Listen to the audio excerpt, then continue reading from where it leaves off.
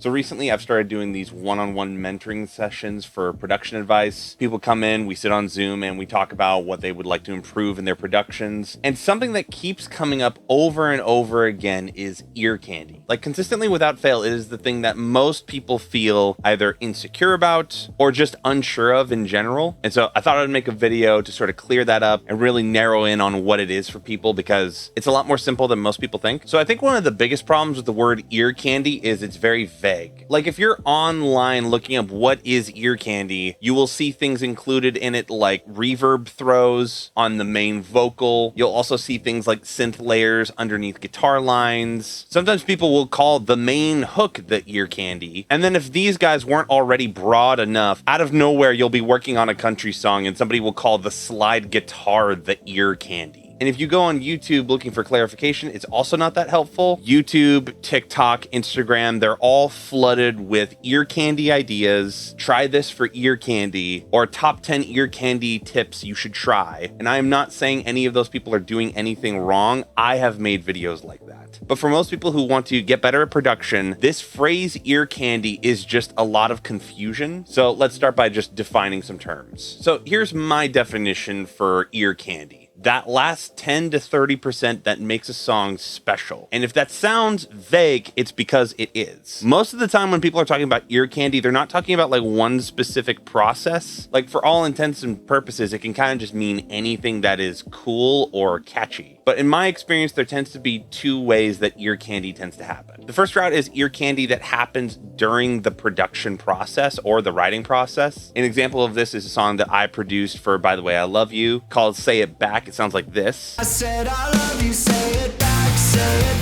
don't hold out on me like that. You drive me mad, scared that you might run away, but don't do that. Now that Don't hold out on thing that I added was my Strat playing through a really high gain patch, and I think I just recorded some pinch harmonics and sort of chopped them up into this riff. But I wasn't specifically going for I'm making ear candy right now. I was just in the middle of doing my initial beat production that I normally do for a song, where I just kind of like vibe out and make something that I think sounds cool. And I think I was just messing around on the neck. I hit a harmonic on the 5th fret, and on this guitar, on the patch that I was on, it sounded cool. So I just kind of like made something real quick from that. So that's one way that ear candy can happen. The other way that it happens, which I think is the more helpful way to think about it, is post-production. So as opposed to making something in the moment, post-production is more so after the fact, after we have this really solid song and arrangement, what can we do to beef it up? We're going to be focusing on this one because it's kind of hard to teach how to be in the moment with this. But what I will say is the more proficient you become at this, the easier this becomes. The more tools that you have at your disposal from just doing a lot of post-production stuff, it becomes a lot more natural for you to just throw stuff in while you are writing. Like when I did that thing and Say It Back, I didn't do it because it was the first time I had ever thought about chopping up audio with a guitar DI to make something sound weird and robotic. I learned that from the days of listening to Skrillex and Cell Dweller and just guitar-based productions where you just kind of treat the DI as if it is a synth to be processed. And it's the same thing with adding risers or sweeps into transitions, adding vocoders or other vocal production. Anything is intimidating when you have done it less than 10 times. So it's a good idea to try stuff out in the post-production process, because then you'll naturally get good at it and more comfortable with it, so that while you're in the writing process, things will just come out naturally. Okay, now let's look at ear candy from the standpoint of post-production. So let's just say we have an arrangement here. We have an intro, verse, pre-chorus, chorus 1, verse 2. I'm just going to make a little line right here across this axis to represent how high energy we are in the song. All right, 10 is like max energy we can go in the song. 1 is like really chill. So let's say we have like a really chill intro. Let's say it bumps up a bit, verse 1. Pre-chorus, we could have it either go up or go down. Let's say it goes down into a big chorus and then down for verse 2 again. And this is normally how I'm arranging stuff in Ableton. You want sections to be big and small, like there needs to be some sort of tension and release happening in order for things to feel good. And now the reason we're talking about this for ear candy is because effective ear candy, at least in this post-production stage, is going to accentuate what the song is already doing. So let's just work on that. Let's just say we have a hypothetical song. We have a small intro, bigger verse, low pre-chorus, big chorus, down to a verse 2. What could we do dynamic wise that would really make that part hit? Well, the first thing for me is hitting the chorus. Like, hitting the chorus needs to feel good no matter what. So let's add an impact right here on the downbeat of the chorus so that this hits even harder, which is something the song is already trying to do. It's already trying to ramp up a little more. So adding like a little white noise sample right here on the downbeat accentuates that. Another thing I noticed is we have this low pre-chorus here. Maybe because everything has gone down in this pre-chorus, we can add some reverb trails on the vocal to make it feel lonely. Because when I look at a dynamic like this, we have something that's got a little bit of energy to it. We're going farther down, and so we can accentuate that going down by making it a little bit more reverberant. Another thing we could do to make this hit even harder, let's have everything just for this riser drop down to nothing. So instead of just rising up and hitting an impact when we get here, it'll rise up a bunch and then cut right here, drop down to nothing, and then have an impact, which will make it like cartoonishly big.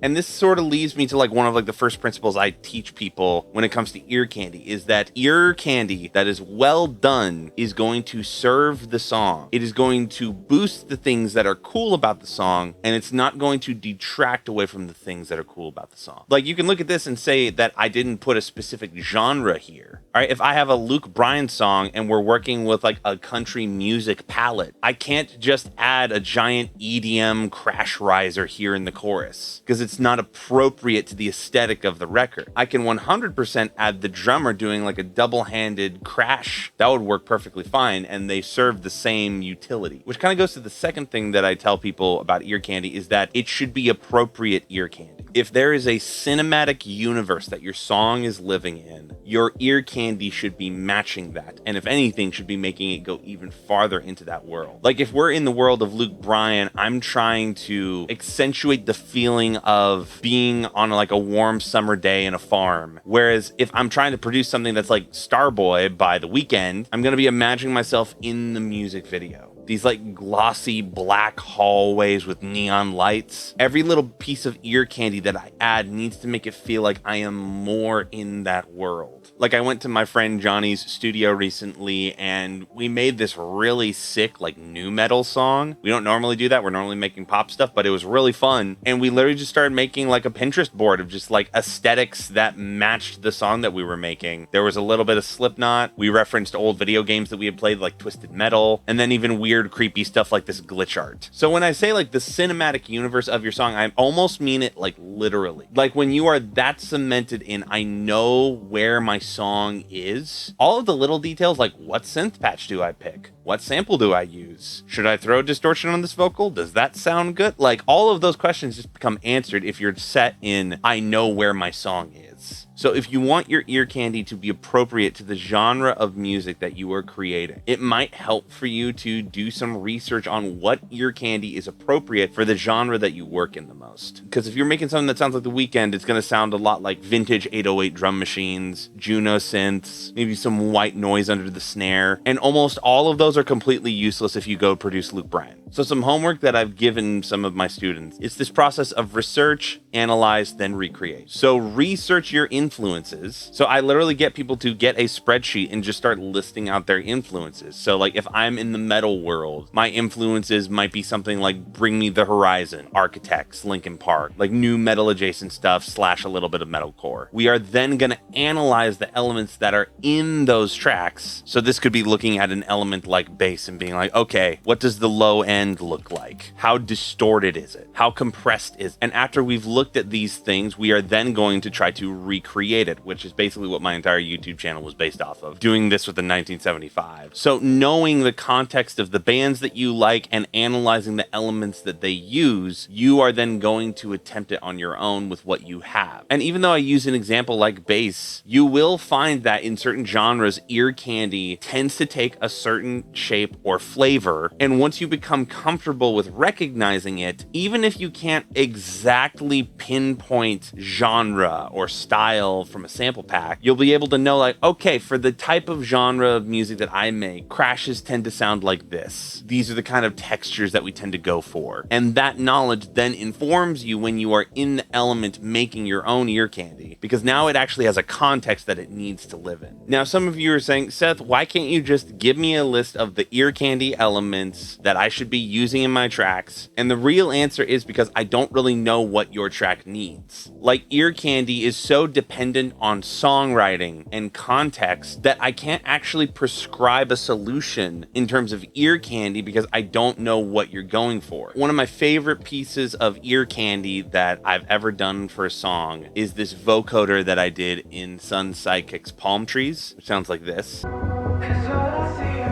Palm trees with you and me. Tell me where you wanna go. We'll get high from living life we'll never know. 'Cause we're interconnected. And the reason why that ear candy sounded so good was because we had a story that we wanted to tell. Randy from Sun Psychic was talking about how he really loved this scene from The Bear, like the TV show, and he wanted to make a piece of ear candy that felt like the moment when the main character sees like the love interest for the first time in a long time. 'Cause all I see are palm trees with you and me. Tell me where you wanna go.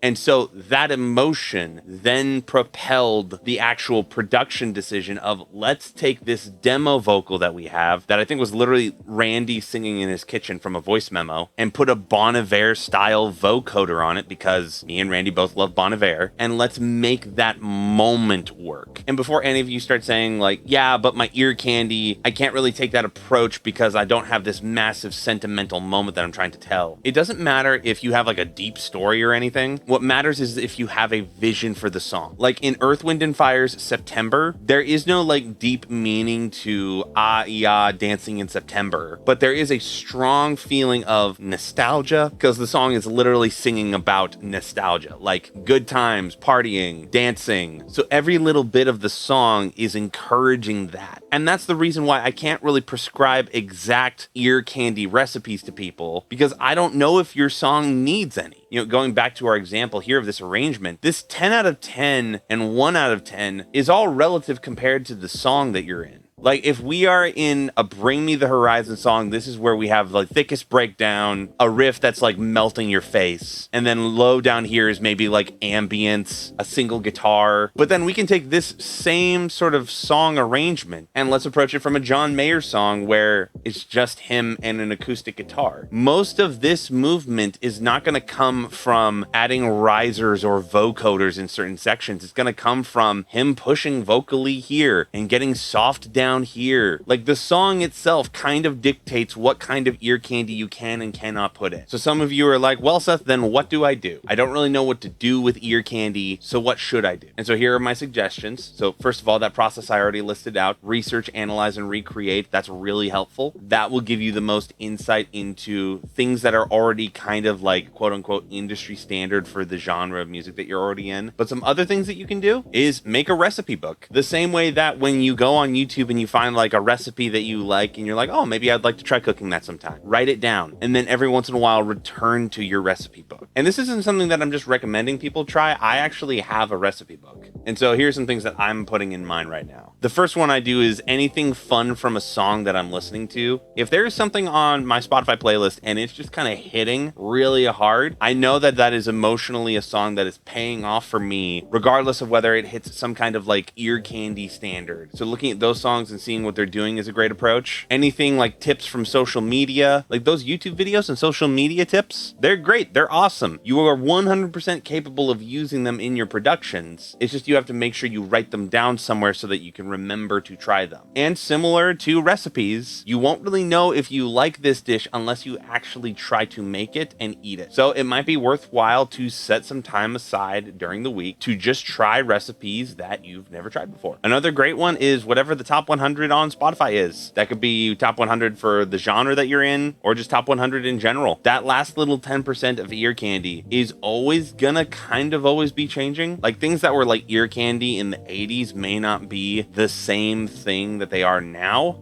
For example, I sent a song I did to be mixed by a different engineer and we had cultivated this really modern like Hastings style, sort of like modern backbeat pop, I guess you would call it. A lot of drivey guitars, a lot of fast fast, snappy electronic samples. And in that engineer's template, he had drum samples that were like metalcore drum samples from like 2009. And it didn't really work that well. So I do think it is important to sort of keep up to date with what is like the standard of what you're doing. But at the same time, just have fun with it. I know that this may not be the kind of video about ear candy that most people would like to see. I know a lot of people would love to just see a bunch of tips or tricks that you can just try in your DAW. But I do think it is foundational for you to understand what ear candy is, and really that it's just production, or even beyond that, it can just be songwriting. I can add this weird vocal chop thing in the hook, or I can just play a piano or a guitar playing that same melody. They functionally fulfill the same role, because really compositionally, it's more so there's an empty spot here where there's room for a melody. What's an aesthetic way that we can fill that? I just like taking this approach to ear candy because I do think that there are some people who are scared by ear candy the same way that like mixing engineers are scared about phase. Like, oh, it's this thing that if I do it right, it will ruin my song. I don't really know what it is, but I've heard that it's important. So I just want to encourage you to not feel insecure about your ear candy. Like on some level, if your chorus needs another crash, you can just drop another crash in it. But I think what's more important is that you have like a strong vision for your song and the cinematic universe that it's living in, and just making sure that everything you're doing is fitting in that universe. Because whether we like it or not, there are plenty of amazing EDM songs that are just one chord being held out for 5 minutes. There are rock songs that have zero post-production done to them. So have ear candy be something that you have fun with, that brings you joy. And yeah, that's kind of all I have to say. I know it's a little bit of a different video this week. If you're interested in having more discussions like this, I have some slots open for some one-on-one mentorship meetings. We meet via Zoom once a week, and I answer any questions that you have. But yeah, back to more producing next week. See you guys later.